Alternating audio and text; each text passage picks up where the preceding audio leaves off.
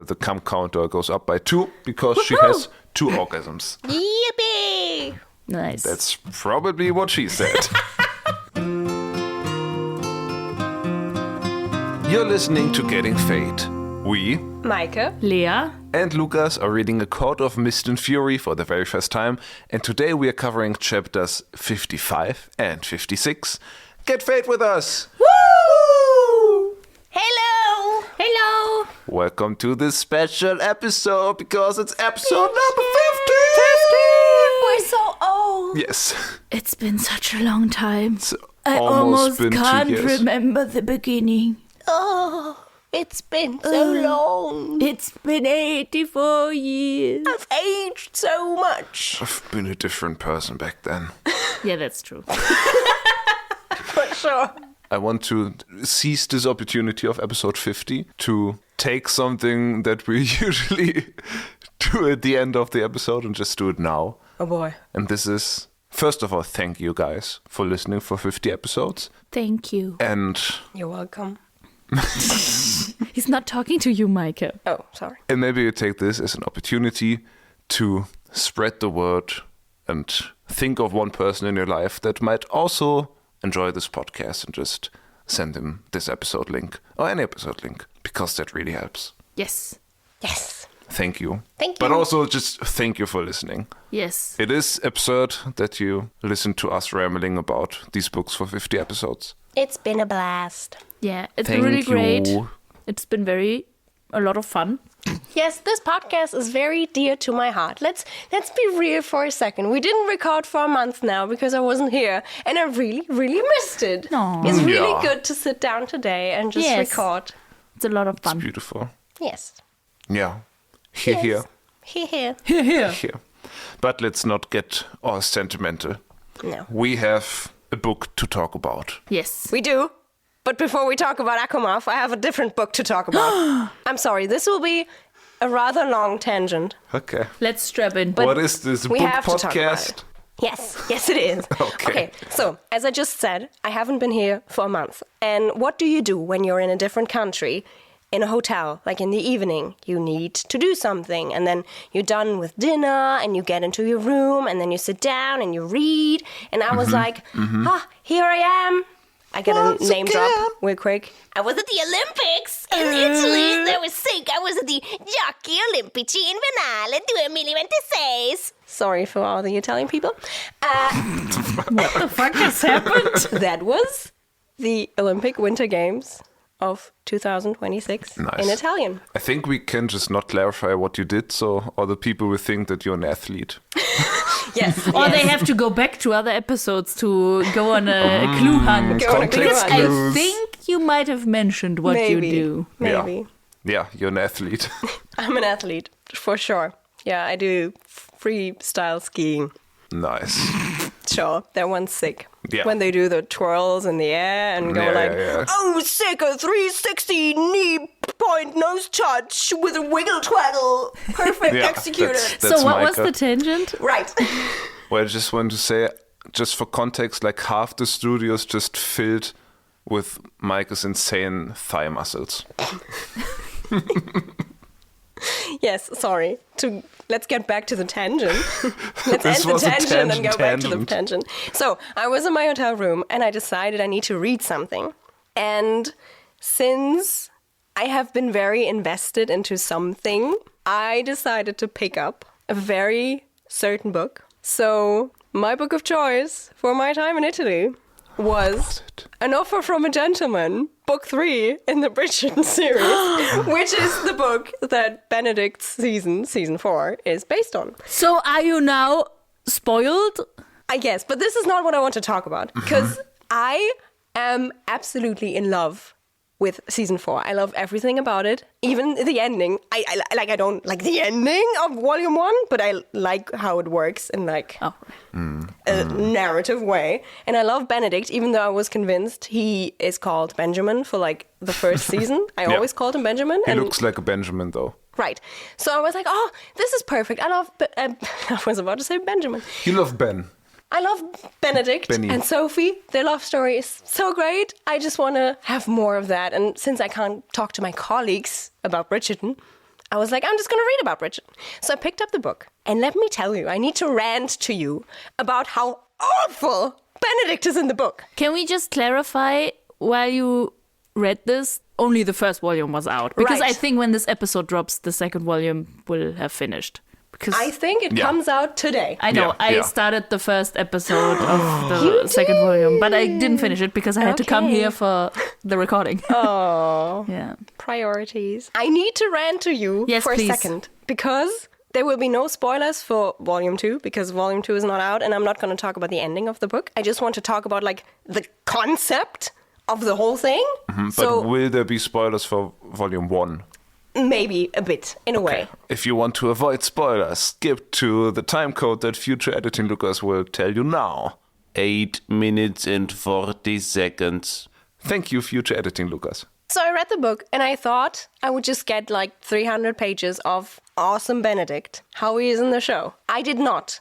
He is the worst person in the books. I really do not see how someone read this and was like, oh, let's cast Luke Thompson, who is a puppy, to play Benedict Bridgerton, who is also a puppy in the show.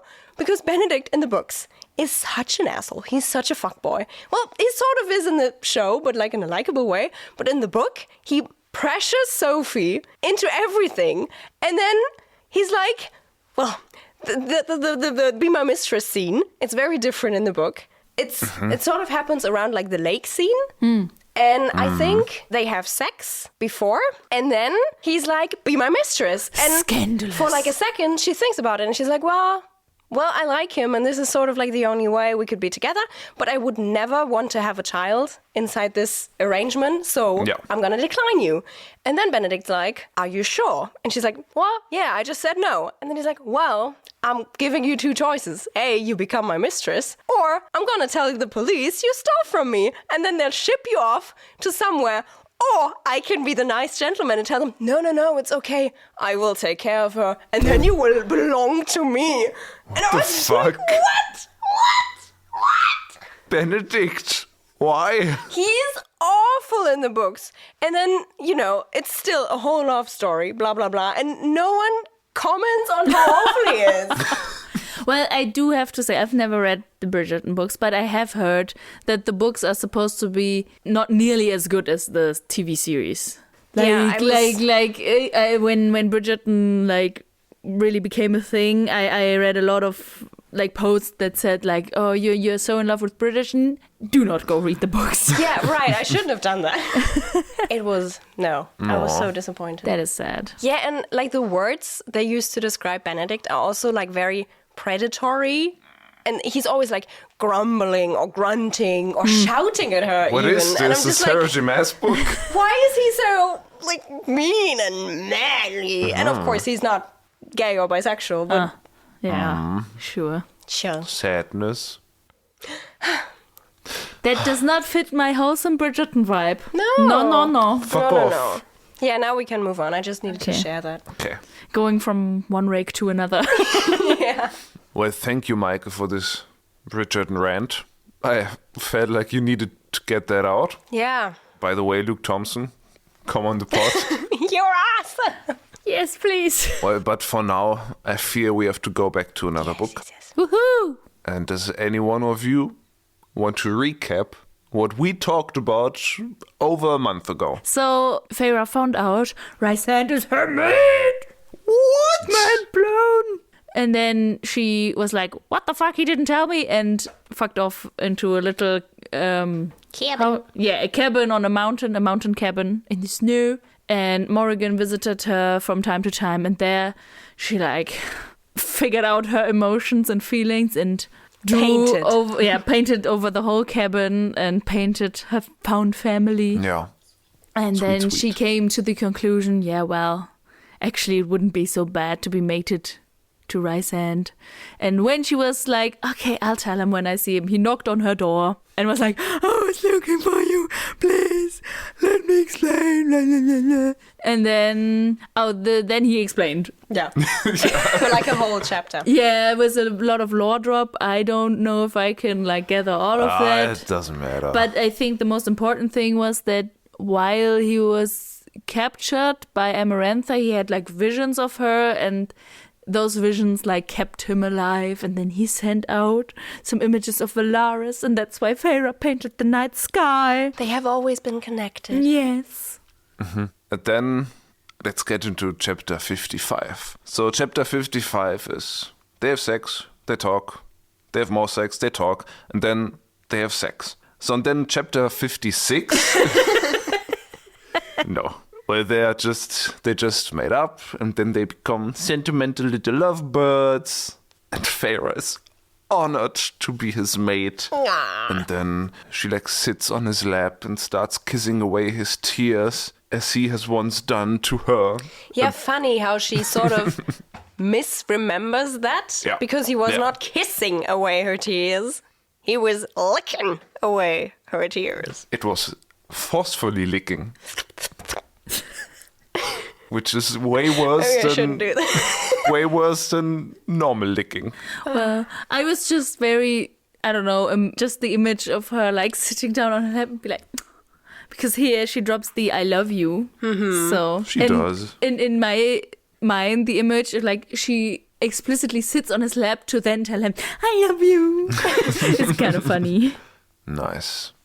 Well, and then tongues slip, dicks stiffen, groans groan, and he, quote, scoops her up, which is just great, and then lays her on top of the paint splatter table, where I have to turn the page to see what happened next. Fuck. Right. Yeah. I have to say, before they fuck, there's some important thing happening, because I feel like it issues in something that, like a tone that goes through these whole 2 chapters that is very present for me, because they're like, oh, love each other, blah, blah, blah. And then she's like, I won't let them take me from you. And I feel like that sentence, like, oh, they're going to take me from you. And I don't know, that kind of felt icky for me, because it's like, I am your possession and they are taking me away from you. But then she adds, and I won't let them take you from me either. And I was like, okay, maybe that's like more equal now. I guess. They also have this whole thing where they go like, you're mine. And then the other one's also like, you're mine. I was like, Yeah, I guess. I don't. Maybe that's just not my cup of tea. Yeah, I think it's like not bad because it's like equal, and if you want to consensually be in each other's possession, go ahead. But that's the wording is kind of weird. Yeah, it also just reminded me too much of Tamlin again, because Yeah. that was like the biggest issue in her relationship with Tamlin. So now for her to like start a new relationship and be like, oh, I love you, and then immediately be like, well, but no one's gonna take me from you. Okay, Yeah. I'm gonna make sure. I was kind of like, ah. Yeah, I agree. And like this, you're mine, they're like enforcing it with every thrust. That's really weird. Like, It's a bit intense. yeah. Yeah. And I mean, I mean, this happens like, I don't know, maybe a sex scene later. I'm not sure. We can just mingle it all Because together. this is really, I have a lot of feelings about this. Because, I mean, I have to say I don't have that many experiences with like romantic relationships. But to me, that concept just doesn't have any romantic appeal. What concept? Like of, you're mine. Yeah, no. Yeah. Yeah, I don't because know. I mean, to me, it only seems possessive. I mean, I can see like the vibe of, this amazing person has chosen me of all people. But I don't know, it just seems so devoid of self-worth. And I feel like Feyre is not that devoid of self-worth at this point. I think maybe a we belong together, or even just a you belong to me, I belong to you, would maybe be a better wording. I Yeah. don't know. If it would be like, you're mine and I'm yours, that already feels a bit more connected than just, you're mine. You're mine. Yeah, and then like with the thrusts, it's like, Yeah, it was just very... Didn't Tamlin do a similar thing in I'm book not 1? sure. Oh. He said something with every thrust, and it was Protect. yeah, it was protect. protect. I have to say that's arguably worse. yeah, way worse. Oh no. I feel like this whole scene starts very promising. Like the whole, like the sex scene on the paint. I feel like I'm sure like in like actual life that's but in real life, not in real life, in fiction, In actual life, but in real life. but in fiction it has a very like it's so passionate and sexy and full of emotion. Yeah, in concept, I agree. Yeah. In like practice, I need to talk about like one bit of, I guess, dirty talk from Rhysand that I do not know how to feel about, because he like takes the paint from the table and paints a downward pointing arrow on her belly, and then seductively whispers, "Lest you forget where this is going to end." And I was just like, I just think Rhysand is a bit silly Yeah. as a personality. Which is fun, actually. Yeah, but like this whole like having sex among the paint is also very symbolic for them, because like paint is like her thing, and then There is so much paint in these scenes. Like at one point, I think she describes how they made a mess, and she's like, "There's paint here and there, and in his hair, and on our clothing, and everywhere paint." I was just like, okay, I get it. But also it's a parallel to Under the Mountain, where she was painted so people would see if he had touched her. And now, like, they can see where they touched each I other. don't like that exactly parallel. the kind of parallel I would want in this scene. I'm not saying, "Ooh, that's a great parallel, how fun." I'm just saying, what interesting choice. Yeah. But then, like, as I just said, like, I feel like this chapter started very promising. And then this, you're mine, starts happening. And I don't know, that's like, I don't know. Yeah, I feel like that's just something I have to get used to in Sarah J. Maas books, maybe, that I do enjoy the sex scenes, but then every once in a while she like drops maybe a word or a sentence in there where I'm like, like sometimes it's, and they have nice sex, and then Rhysand gives her a male smile. Yeah. I'm like, what? As That took me out of there. What the fuck? a satisfied male smile. I hate that. I can see his face, and I hate it. Like, that was the point where I was like, no. And like, that was like the turning point for the chapter for me. It's just, I don't know. Yeah, and that is the point where your mind starts. No. Ugh. And to me, it's not necessarily something that ruins the whole chapter.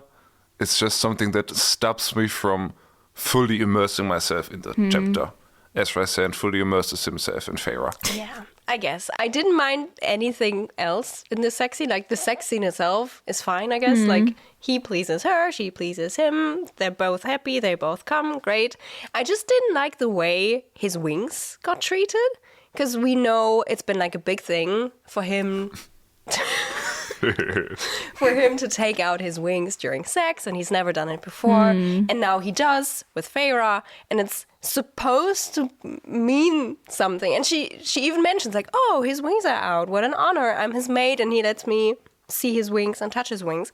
But then all she does is kind of tease him and like touch his wings. And when he's like, "Oh, that's very sensitive," she's like, "Oh, blah, don't get angry now." And then she like presses him on the bed, and he's like, "Ouch, there are my wings behind me." And she's like, "Oh, Illyrian baby." I was like, what? His wings hurt. That's fine. Leave him alone. Yeah. I don't know. I expected the wings to be more. You know, Yeah. it's such a unique, I was about to say accessory, but it's not, it's like a body part. But it is. Right. And it doesn't get treated like a body part. Yeah. Yeah. Also, the first time it's mentioned that he has them out, it's like casually mentioned in like an off sentence or something. And that's like, yeah. Okay. Oh, nice. He has his wings out. That's good for him, I think. But also, very important, when Rhysand comes, he causes an avalanche. Right. What a Right. metaphor. That was funny a bit. Do you remember when I told you about the dragon book where she like causes a lightning storm when she comes? yeah. This made me Nice. think of that. Yeah, it's pretty funny. And then after the paint arrow, he then proceeds to kneel on his weird knee tattoo, So she doesn't have to see them anymore. which is, I guess, nice, because he would kneel for no one except for her. Yeah. That's nice. Yeah. That's nice. And then he starts very competently going at it with his tongue. And that's where Feyre comes for the first time. And actually, I set up a little cum counter for Feyre. What do you think? what will be the total orgasm count for Feyre by the end of these chapters. In this chapter or both chapters? Both chapters. 6? 5? Okay, we will see. Okay. And then after that, they go to the bed. And then, again, I don't mind the sex scenes, but like some descriptions are not necessarily icky, just like weird. Like, I don't know, like the considerable length sprang free, and she wanted every glorious inch inside of her. It's just, I mean, I don't know. Do some people just actively think like that during sex? I don't. I don't know. Like, no judgment if you do. I think it's just some of the wording. For me, like the springs free was just very silly. Yeah, it makes me think of those boxes you like open and then something comes out and goes. Yeah. I guess you have to be like in the right mindset to read this, and we're clearly not. Yeah, I mean, it's not a wrong description. No. But like, why do we have to write it like We're just that? very ready to make fun of everything. Yeah. Well, she has to write it like that, so if like that, so that it's true, I guess. I don't know, so that you can feel in the moment. I guess. But yeah, I don't know. Yeah. And then they have a kiss that is open and deep, a clash of tongues and teeth, which, by the way... Sounds like a Game of Thrones book. Yeah, ACOTAT would be the next book. A clash of tongues and teeth. Great title. Great title. What I did like, though, we're jumping back and forth in this chapter, but I don't think it's a bother. But No. What I did like is that when she thinks of him, like being his mate, the first word that comes to her mind is, my friend. And I really like that, because I don't feel like she would ever think of Tamlin like her friend. No. And I think it's very important that your partner is also like, if not your best friend, at least your friend. And that is very good that she still thinks of Rhysand as a friend. Yeah. Because I Yeah. think he is a friend to her. Yes. Yeah. Nice. Sometimes a bad one, but often also a good one. Well, as we have established, there's always room for growth. Yeah. Maybe he'll be bearded in the next book. Nice. Nice. He already is in my mind. Really? No. I just said that because but now that I think about it, I don't think he is. I don't know if I imagine his face. Faceless man. Yeah, I'm not sure. I feel like I often don't imagine faces. Yeah. I mean, that's okay. I guess That's okay. you also don't recognize faces as much. Yep, that's the thing. Maybe because I'm a little bit face blind, I Yeah, just don't have faces in my You're head. just not a face-centered person. No. And maybe that's why I like beards so much, because that's something I do recognize. Yeah, nice. I can see something. Hair. Nice. You're a hair person. Yeah, maybe. Well, then he starts thrusting and says, I love you. So I guess he says it back. And then, you know, the scene just kind of ramps up and it gets a bit overdramatic when she describes it as, we were a song that has been sung from the very first ember of light in the world. She's a poet now. Yeah. Yeah. Well, she is in love. Yeah, maybe it's just the best sex that anyone has ever had. Ever. Yeah. Yeah. Good Well, for they are them. mated. Yeah. I'm just thinking if she comes there, because I did not note down the com counter. But then again, I forgot to mention the second com counter because she comes twice during the licking. Cool. Yeah, just so we're up to So date. we're already at 2. Yeah, we are at 2. Potentially 3, but we don't know. Yeah. Okay. And then after the mountains tremble, after Rhys finds release, they actually stop for a moment and they talk about some stuff. Woohoo! And Rhys reveals that he thinks he fell in love with her when she defeated the Middengard worm. Go on. It's just so funny what he says. Yeah. Because she reminded him of Cassian. His best friend. Yeah. That's when he fell in love with her. Nice. And I love how Feyre comments on that. She's Yeah. like, you fell in love with me because I remind you of your best friend. It's like, yeah, he's cool, you're cool, you belong to the gang. Yeah. Yeah, I actually do like it. Like, she made him laugh and he saw the fight in her and he was like, oh my god, this is an amazing woman. Yeah. And I'm like, that's actually quite sweet. Yeah. And I just enjoyed that in a lot of different books, this would have been a "you're not like the other girls" sentence. But here he's just like, well, you're like my best friend. You're cool. He didn't have to diminish other women for her to be cool, which I think is a good expression. It is a good. It is a good. And then they proceed to take a bath because where they are just covered in paint all over the place. I hope it's like organic paint. It's acrylic paint, never gets off. Comes off, sorry. Well, it is some sort of medieval-ish world, so probably. Yeah, I mean the paint probably goes to a place where it's like not healthy for paint to go. Well, if it's made out of flowers and stuff. Yeah, hopefully. But I mean, she's also Fae. She can just heal. I mean, Fae don't get yeast infections. Probably not. Good for them. Because she has some healing blood. Right? That is more important, probably. Yeah. She's so cool. Yeah. Honestly, Feyre, like, this is the 50th episode. We have to take a trip down memory lane. Imagine someone telling the three of us, like 1.5 years ago, that we would sit here and say, wow, Feyre is such a cool character. Yeah. We love her so much. That's so much growth, Feyre. Right. Yeah. Queen. Nice. Slayer. Icon. Slayer then proceeds to wash Rhysand's wings, Winks? where she also notes that the rumor of wing size correlating with dick size is true, which is just a weird statement because she has only seen one penis and wing pair. Like the experimental group is just too small to make that statement. I think you're thinking about it too deep. No, I'm thinking about it just the correct way. Okay. You're just analytical. Yeah. I'm a scientist. You demand big enough sample sizes. Yeah, I demand big enough sizes, all right, yeah.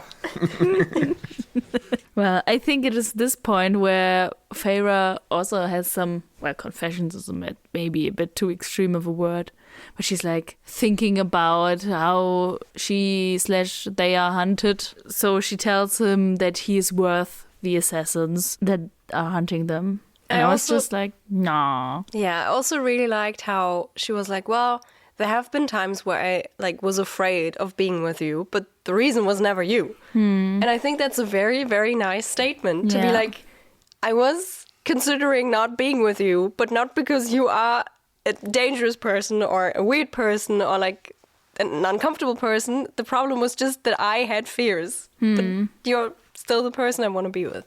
Yeah. And I have to say, like, I feel like it's also kind of just a basic thing, but like actively choosing to stay with a person when like things get tough, that's like, It's life. I'm like, yes, man. Yeah, I mean, at the beginning of the chapter, she says, I'd endure it all over again to find you. And she's endured so much shit. Yeah. And that is, I think, just the best thing you can say to your partner if you have been through some kind of shit. Like, to be like, well, I would do it again because you're worth it. Sweet. It is a very romantic chapter in a way. It is silly, and I think a lot of the sex scene in itself is silly, but I like deep down under all of it, it is a romantic chapter. Nice. Yeah. And I liked it. Love is so beautiful. Yeah, they also like kind of straight up talk about getting married. Where first of all, Rhysand said, "What?" Yeah, I was shaking my head because I was like, "That is so stupid." That was wild. Well. Like if you have known each other for I don't know, like a year, and they had a rough start, and they've been basically dating for a week. I don't know. Yeah. And to talk about marriage at that state is obviously usually not the best. Well, they haven't been choice. dating for a week. They haven't been dating. Yeah. They just had They have sex. been together for like 3 hours. They have been on kind of good terms for maybe a week. And that's insane. Yeah. But I guess they have a magical mating bond. So like, okay, but like the last time Feyre got engaged pretty quickly. We'll see how that turned out. Well, to me, sure, they're talking about marriage. That's true. But to me, it felt like, okay, so now we're having a mating bond. And I guess it's common practice for a priest to be like, yes, they are actually having a mating bond and not like making it up or stuff. I don't know. They talk about having it confirmed by the high priestesses, which they totally should do. And then send a letter to Tamlin being like, hey, we're officially mated. It's like not our fault. or even choice to break you apart, but they don't even talk about that. But I have to say, I think that is a reason why they should do it like fast. Yeah.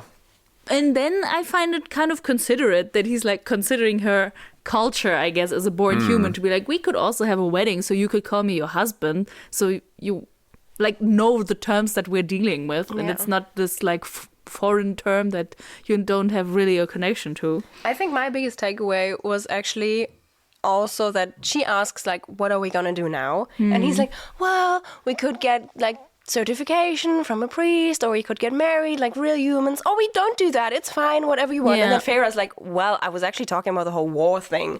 And just the fact that she asked, what are we gonna do now? And Rhysand is so in this moment right now that he doesn't even think about what else is going on in the world right now. It was just very, very sweet. He's so in It's a love. good moment for us, and Yeah.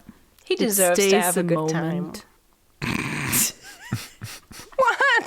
Why is that so funny? Because we said very two different things at the same time. What did you say? I said it stays a moment. Okay. What did you say? He deserves to have a good time. Well, both true. But the mention of like the whole war thing snaps Rhysand kind of out of that moment, and he reveals that they will fly back to the mortal world tomorrow to meet the queens in 3 days. How convenient that exactly at the time where they make up, the queens are like, hey, do you want to move on in the plot? Yeah. How nice of them. And then I wrote down they have a magic glow off. Because she's very happy in that moment, and then she literally starts to glow. And I guess by like day code magic, she just gives off light. And then Rhysand's like, I will let my darkness ripple out now. And then they become this mingling light and darkness. Yin and yang. I have to say, it's wild that she's glowing, but it's also funny. It's fun. Yeah. And then I was thinking, do you think this is the reason why this chapter is called The House of Mist? Not this chapter, this part of the book. I was just about to say this chapter is called 55. No, I mean the whole part of the book. Yeah. Because when they are like releasing their like true self or their true power, I guess, they intermingle. Mist rises. Yeah, And so I think so. the House of Mist. Yeah, maybe that's just the House of Mist. Mist. Another house of healing. Nice. Nice. Maybe we get a fourth part in the book that is then the House of Fury. Fury or theory? Fury. Fury. Because the name of the book is Mist and Fury. Oh, yeah, okay. I knew that. Which you also know that then they fuck. Again. Woohoo! Nice, but this time they glow and dark glow, anti-glow. They So, make mist together. Yeah, they make mist together, and they are yin and yang. And then she kind of starts giving him a blowjob, and it's like, oh, it's my turn now. And then, like, after 5 seconds, Rhysand just scoops her up and turns them around I think to it's be a on top minute. again. Okay. I think she explicitly says, oh, I'm surprised he took it for a minute. Okay. Just saying. Which, I don't know. It gave me kind of Tamlin vibes. This, oh, I'm on top now. But maybe not. Maybe Maybe Tamlin just ruined me for other men. Yeah, I feel like maybe we should try to put Tamlin in our past. Maybe we should heed to Feyre's words that she starts the next part with, which We is, shouldn't compare. it was wrong to compare. Yeah. But Anyways. before we get to that, the cum counter goes up by 2 because she has 2 orgasms. Yippee! Nice. That's probably what she said. So now we're at 4? We are now at 4, yes. Awesome. At the CC. Oh, okay. Yeah, but then after that, she gets to suck on his cock. But then we... Why, Lukas? Why? Why do you say it like that? I literally just describe what happens in the book. But you say What it do you so want me to weird. say? I don't know. You say it so vulgar. What would your choice of words be? I don't know. She sucks on his cock. So aggressive. So she takes his parts in her Only mouth. one. Unless he's a koala. I'm okay, move on. Okay. But then it fades to black. And so we probably have some off-page orgasms, but they are not going to be counted in the cum counter. Okay. Fair. Yeah. And then the next morning she starts complaining. Complaining? Compare. She starts comparing.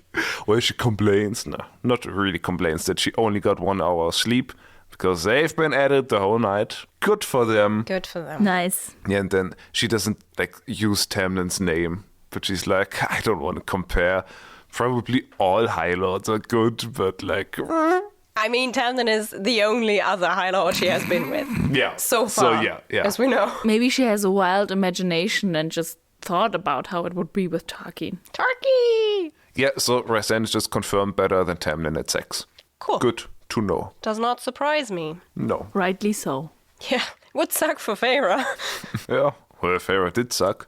And then Rhys kind of explains the, I guess, totally necessary law reason. Thank you, Sarah J. Maas, for that expansion of your magic system. Why they've only had an hour of sleep. And it's the frenzy. For a few weeks after the mating, it's just non-stop banging and complete unhinged and utter horniness, and that's probably to increase the likelihood of a pregnancy. 2 things. Yeah. If it were only horniness, sure. I think that's an exaggeration of the... Honeymoon phase. Yeah. But, first of all, this is harking back to the beasts we once were. What beasts? What are the beasts? These beasts are coming up too many times. What? Yeah, no, it's just, I don't want any beasts in my bedroom. Okay. Moving on from there to the more important point. Why is this a fantasy that men can magically not control themselves?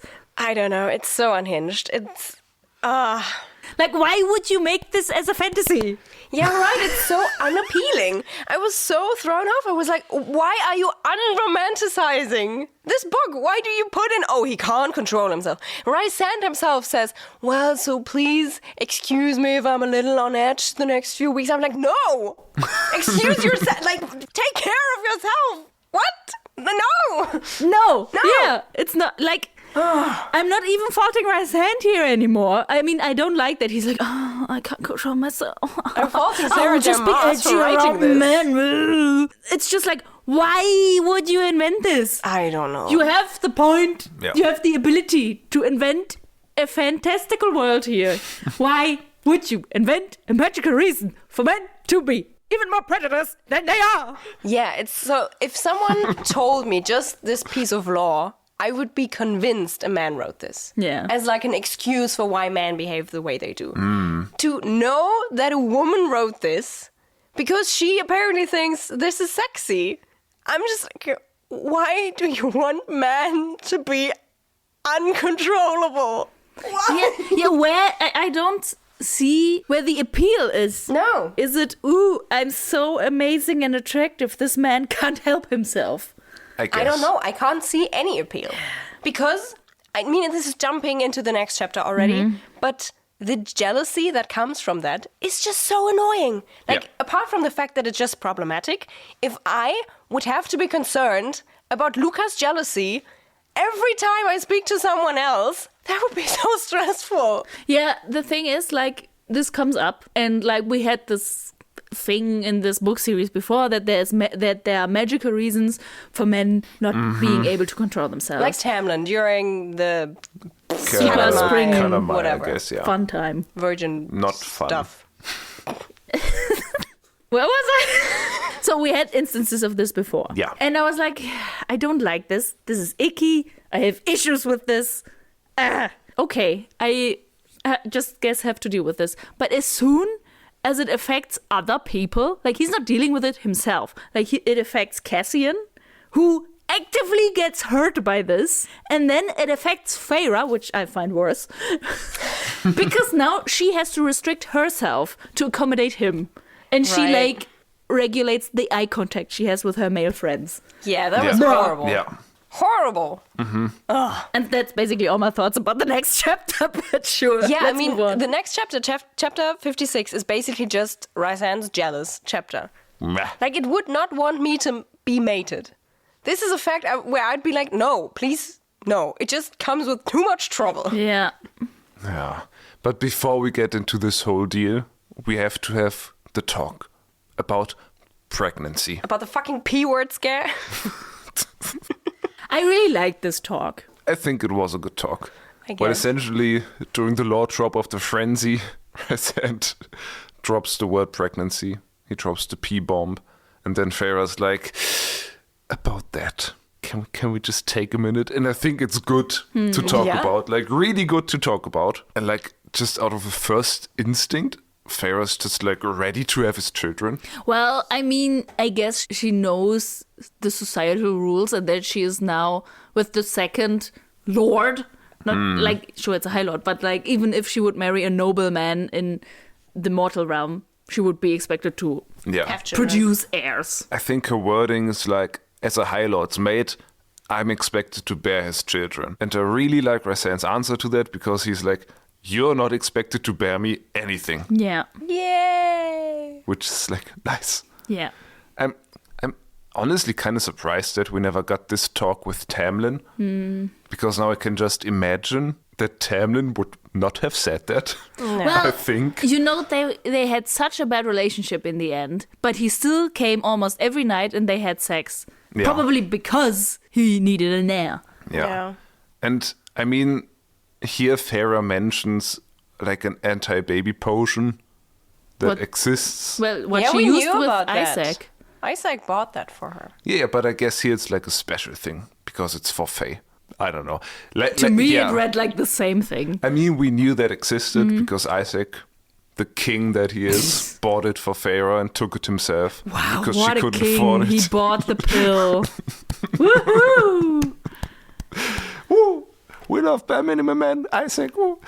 And I just think it's like funny or strange that it was never mentioned before, because she had sex with Tamlin so many times and like we don't know if she took it, and I assume she didn't. I don't think she did. But yeah, now she explicitly says, yo, I did not take this potion, I'm not taking it right now. But conveniently, it like also retroactively works for the day before. So if she now takes it, she can decide to like nullify what they did. That's good. Yeah. That's good. That's good. And I think what she concludes is very nice. That she's like, I can see myself having children with you, but right now I want to explore my immortality and I want to know what this life is. I want to know what we are together. Yeah. And I also really like his answer, because he's like, yeah, I would love that, but I also would love, well, I don't know what the beginning of the sentence is, but he says, and if I get you all to myself for the rest of eternity, that I won't mind that at all.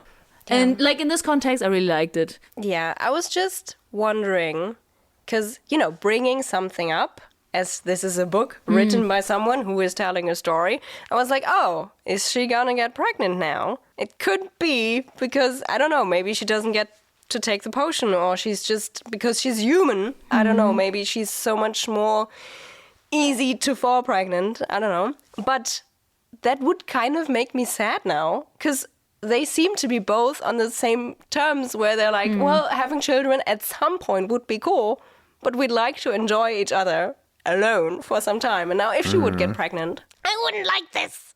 It would be an unplanned pregnancy and I wouldn't want that for them. I mean, we still have the bone carver's appearance. Right, the two of us, Lea and I, we were very sure this could be maybe the image of her son. Yeah. Because it would fit with Rhysand and her.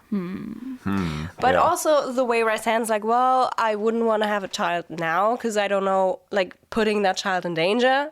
I don't know how I would react if someone, like, threatened not only just my wife and maid, but also my child. You know, it would be another pressure point.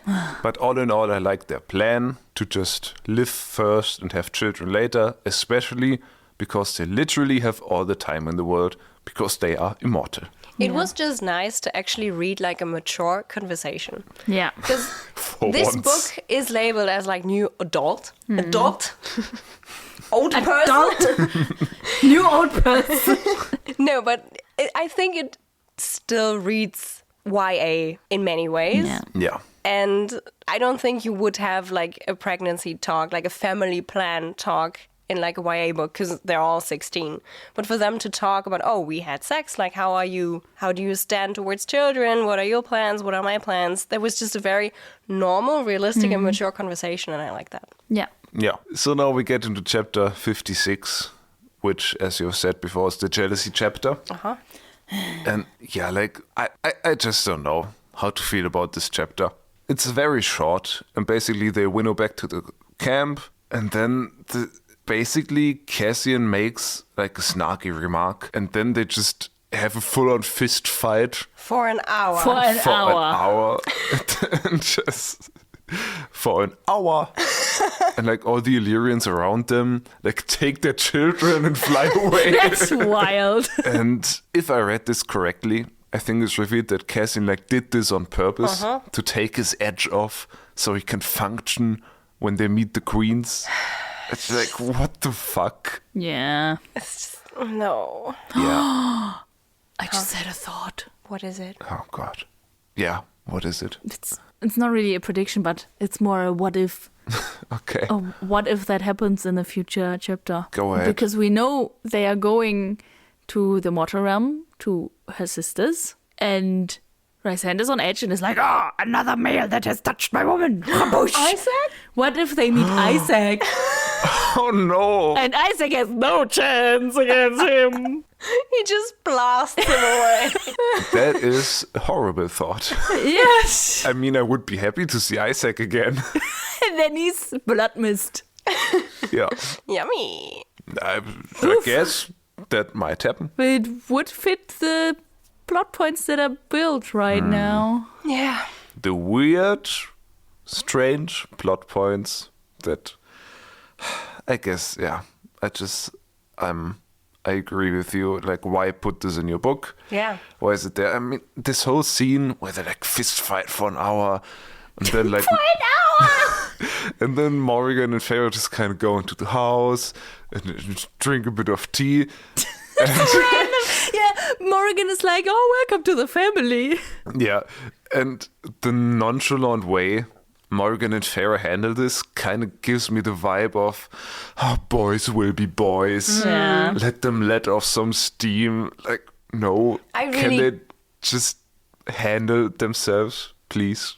I really got some secondhand embarrassment. Like, that is just so uncomfortable for me. Like, why are they behaving this way? Like, especially Rhysand. Yeah. Like, it's just, Yeah, it also just felt very weird to read this chapter. Because if it was just these jealousy parts, you could just be angry. But in between, there were sparks of happiness of like, oh, welcome to the family. And Fae'd's like, oh, I'm so great. Now I found family. I'm so happy. And you're like, hey, I am angry. But also, yay. But also, when I read this, I cannot imagine Rhysand as a, I don't know, 800-year-old guy.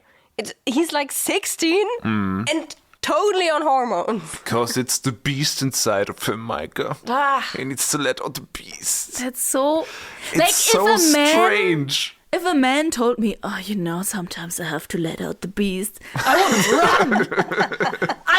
I don't know. If I had any weapon, if I had pepper spray, I would pepper spray him and run. Nice, yeah. I don't know. I mean, predatory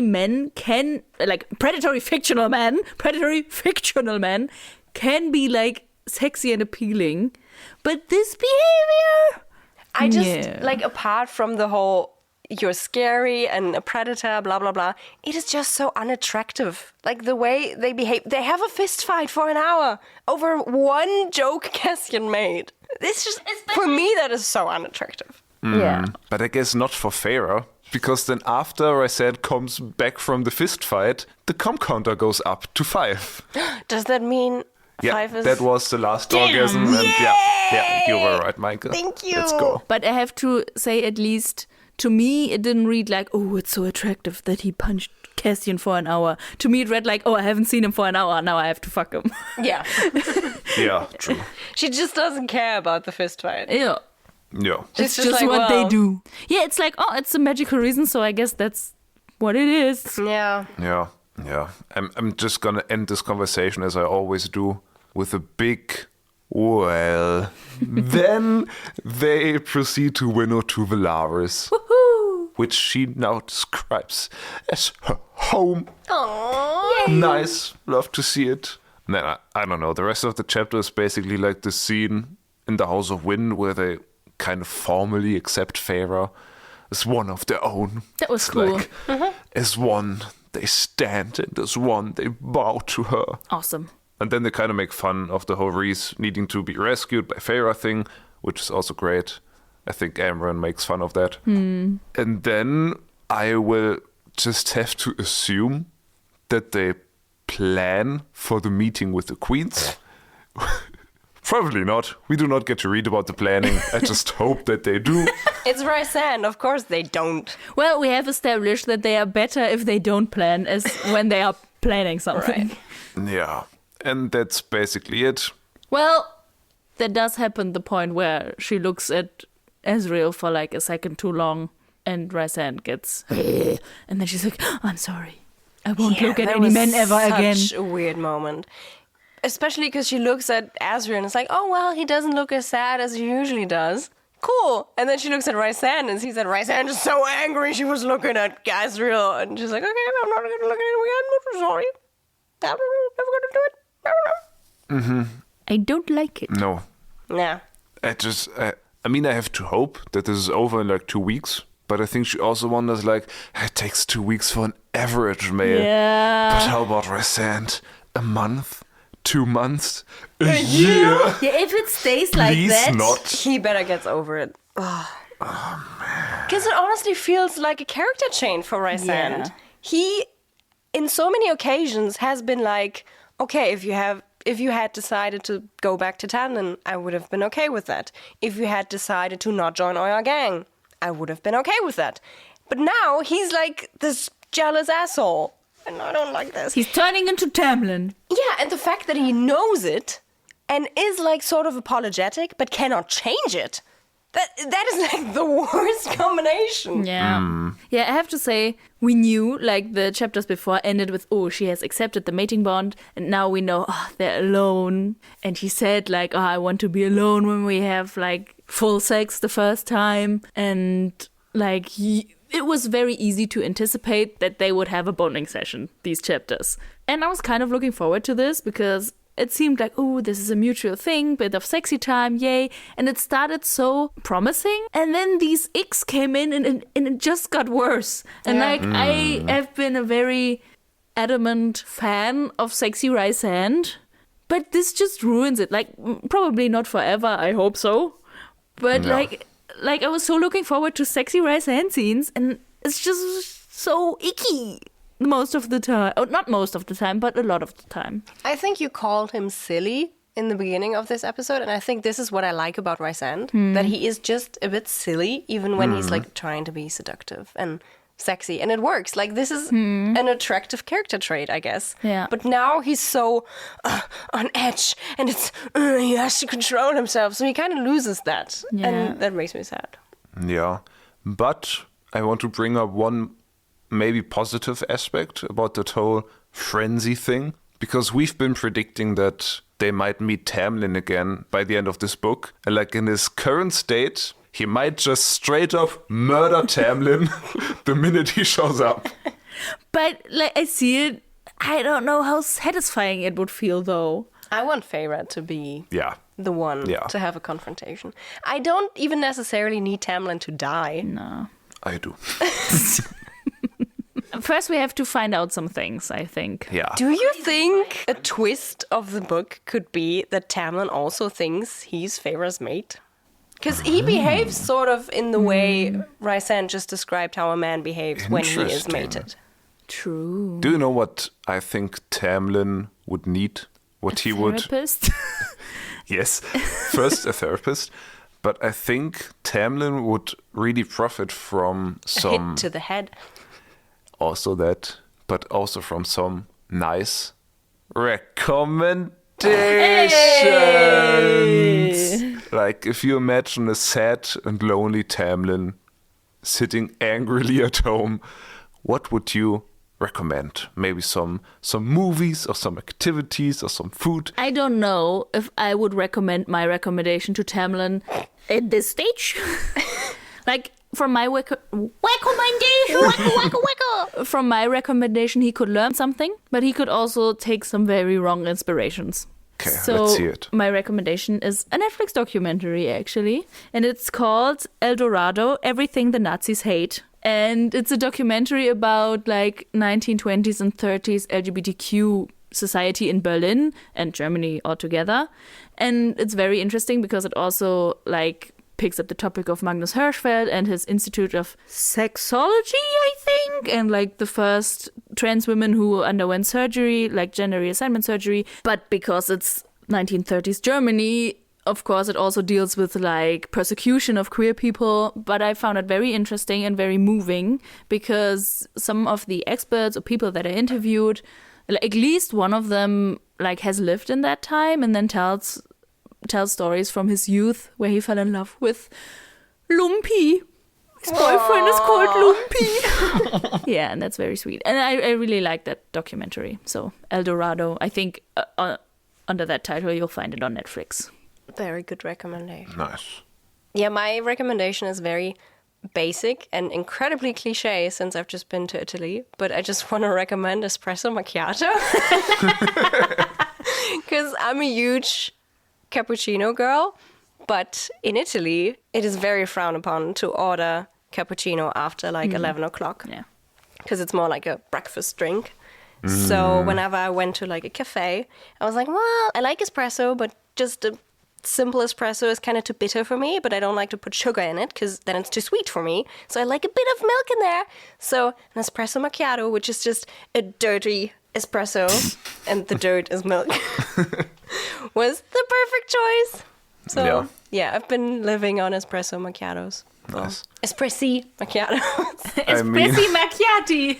I mean, I've visited Meike in Italy, and we went to an Italian cafe, and like we knew that quote unquote rule to not order a cappuccino, and one day we decided to do so anyways, and just the disappointment in the eyes of the barista. No, it wasn't really disappointment. He just laughed. He was like, okay. Yeah. No, I think he expected better of us. Oh, so cheap in Italy. That was very nice. And then we drove back to Germany, straight through Switzerland. And we stopped in Switzerland and I had a coffee in Switzerland. And I almost died at the checkout when they wanted money. And I was like, oh my God, that is so much. Yeah, that's a nice recommendation. And my recommendation is something I did while I was in Italy. Look for a mountain near you. If you live in the Netherlands, then I'm sorry. Look for dune. And then when there's maybe a nice weekend day with beautiful weather, just hike on top of that mountain. Because that's what I did, and it was beautiful. It was like in mid-February, and it was so warm outside. I climbed that mountain in the sun with short pants. It was beautiful. It was Monte Fop, which is honestly the best name for a mountain ever. Monte Fop. And maybe if you're not that much of a hiker, maybe this could be an opportunity for you to think, you know what? The weird guy from the FaceMart podcast said I should hike on a mountain, but please take enough water. And if you are not prepared to hike on top of a mountain, then don't. Then just kind of hike on the base of the mountain and take it easy. I guess my recommendation is go hiking. I just want to make it epic and also drop the fact that I was on a mountain. Nice. Nice. Mountains are good. Yeah. I think that's it for today's episode. Uh-huh. That was just it. Episode 50. Wow. Amazing. What a milestone. We made it, guys. We made it. Almost And 2 years. you guys, you listeners, you also made it with us. I think now we can just stop. No. Don't scare them like that. We still have a couple of books. We still have the ending of this book. Yeah, that's more important. Yeah. If you want to celebrate this anniversary with us, is it an anniversary? If it's a milestone, yeah. I guess. If you want to celebrate this milestone with us, you might visit our socials on Instagram and TikTok at Getting Fae'd Pod, where you find some outtakes and memes and highlights. And also, if you want to maybe gift us something for this milestone, you can gift us a follow or maybe a nice review. Well, we don't really have established something where they can actually give us money, so I'm not asking for your guys' money. No money. We don't want your money. All we rely on is your word of mouth, as Lukas said in the beginning. So recommend this podcast to your friends, families. And your love. We want your love. Yes. Yeah, I mean, Pharaoh showed us in these chapters some nice things that you can use your mouth for, and we just like to add upon that. And you could also use your mouth to recommend getting Spread the word. Yeah. Yeah. Spreading words and spreading legs. Favorite. Nice. And I think with that, we will see you next time when we are Getting Fae'd!